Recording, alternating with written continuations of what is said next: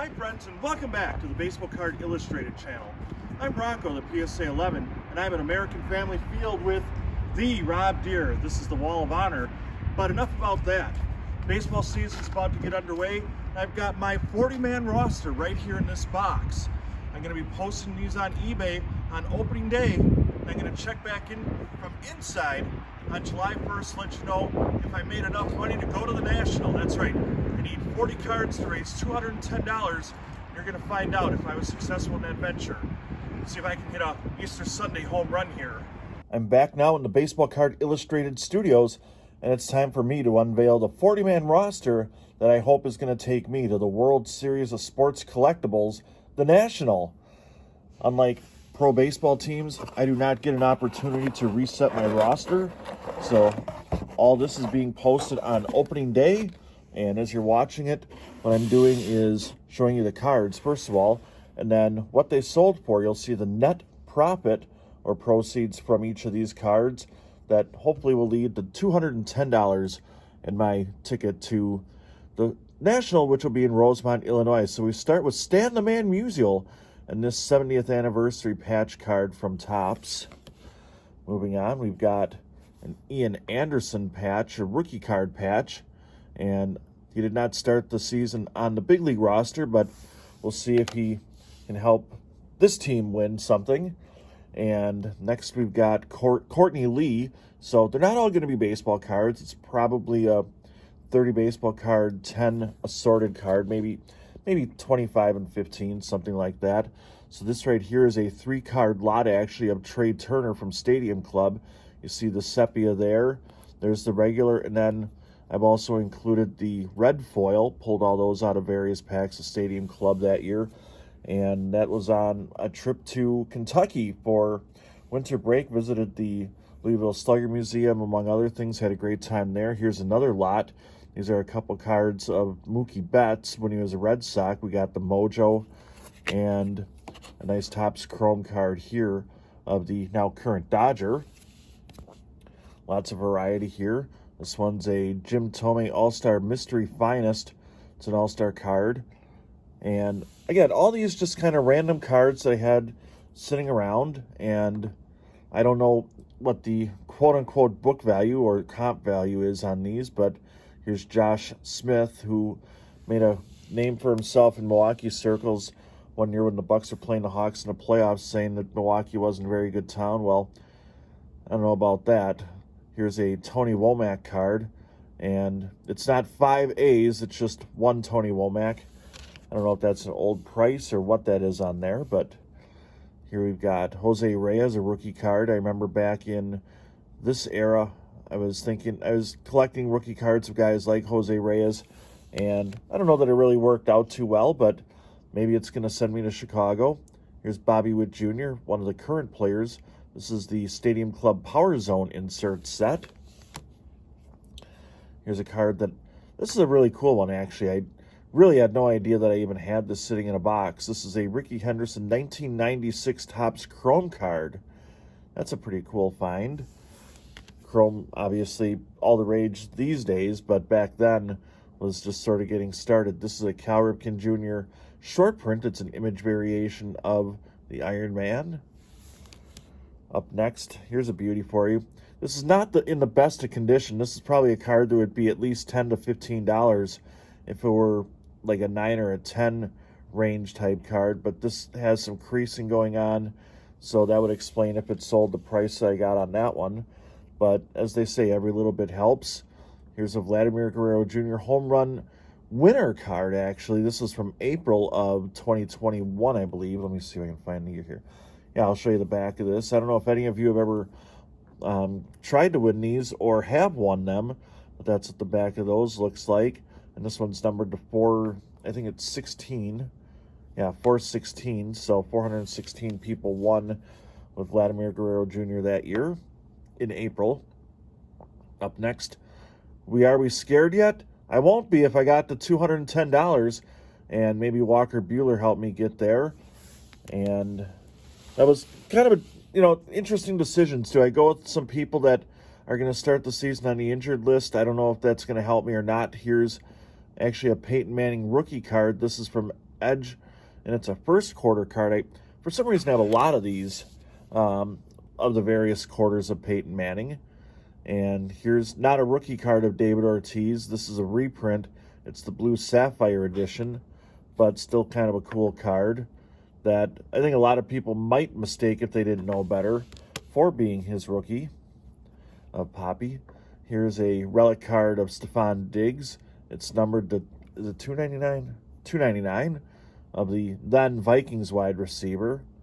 And we'll see, if we had any luck with that. Here's a guy that's hoping to have a big 2023 in terms of rebuilding his image and staying healthy and on the field. It's Fernando Tatis Jr., who is in the wings. Can't say I knew much about that insert set, but again, anything that can help me get to Chicago, we're going to try to put in play here and see what happens. Here's a Topps Chrome card of Barry Bonds. This one's kind of interesting because if you look at the back here, again, I have no idea if the $4 is significant to anything or not, but you'll see his home run total there, 752.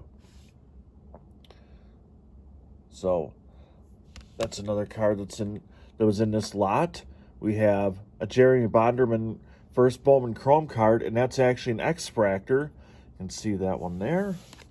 And I should probably pick up the pace a little bit on this as I go through. We got Wander Franco, Team of the Future card, and I think he's in the middle right now of a great 2023. Maybe I'm right about that, maybe I'm wrong. You know a lot about that, more about that than I do here as I record this in late March. Here's Ryan Matthews, an autograph card, and Manny Ramirez, a Sterling's Finest card with the peeled protective wrapper coating still on it. And here's another Rickey Henderson. This is another card that pretty cool. It just doesn't quite fit in my collection of Rickey Henderson stuff. Like they have mostly the base of guys I collect. Here's Mike Trout, Unleashed. And we'll see how much money that one unleashed. This is one of my favorite cards that I found out about since kind of getting back into the hobby a few years back. This is Gary Pettis, his name, but that is not Gary Pettis. That, I believe if I remember the story correctly, is actually his younger brother who posed for this 1985 Topps card. And I'm trying to put together the 1985 Topps set. And we've been doing some updates on that with help from you in the card community. Here's A-Rod. That's his Score rookie card. Speaking of rookies, this is a rookie debut of Ronald Acuna Jr. It always seems to me like he's stretching to catch the ball at second base for a force out, but he's obviously an outfielder. And when you think of great outfielders in the history of baseball, who doesn't think Michael Jordan? Obviously, he had a little bit more success on the basketball court than on the baseball field. Here's Marvin Jones, and this is a Rookies and Stars autograph card. Can't say I know much about him or this card line, but somewhere along the way I picked it up, and now it might be in somebody else's collection as I'm saying this. Here's A.J. Guyton. This is a card that the value on surprised me a little bit. I remember him having a decent enough career and being a pretty good college player, but I was a little bit surprised what this was going for when I listed it. Again, you know more about what it went for than I do. Here's Casey Mize, who started the season on the injured list and hopefully has made progress and will be back soon if he's not already back by the time you're seeing it.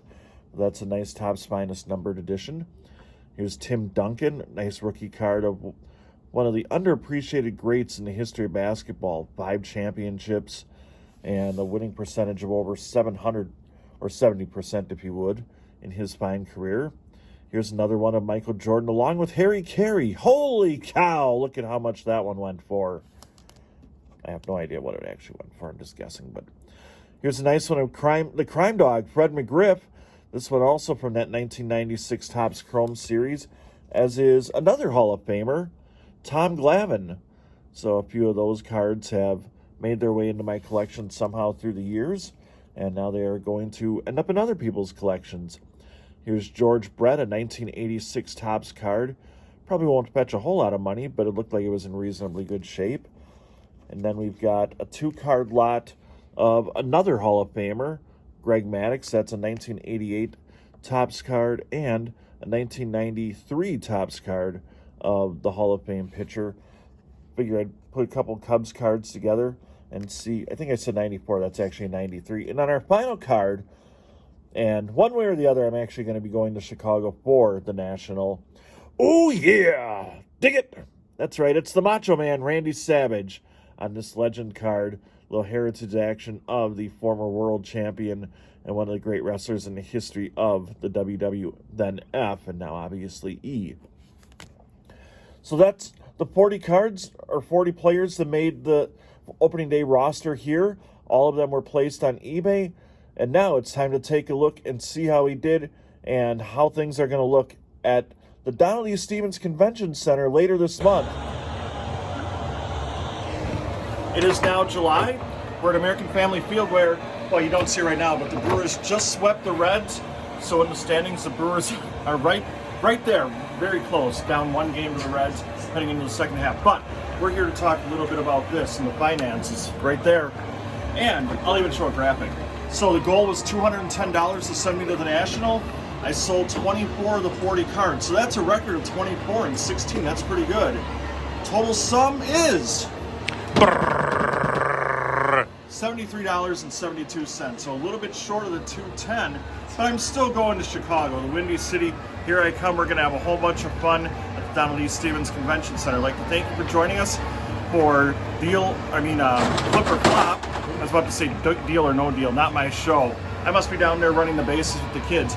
Anyway, on behalf of Kevin the Diamond King, our graphics guru Dylan, and a cast of thousands, thanks for watching Flip or Flop. This is the Baseball Card Illustrated channel.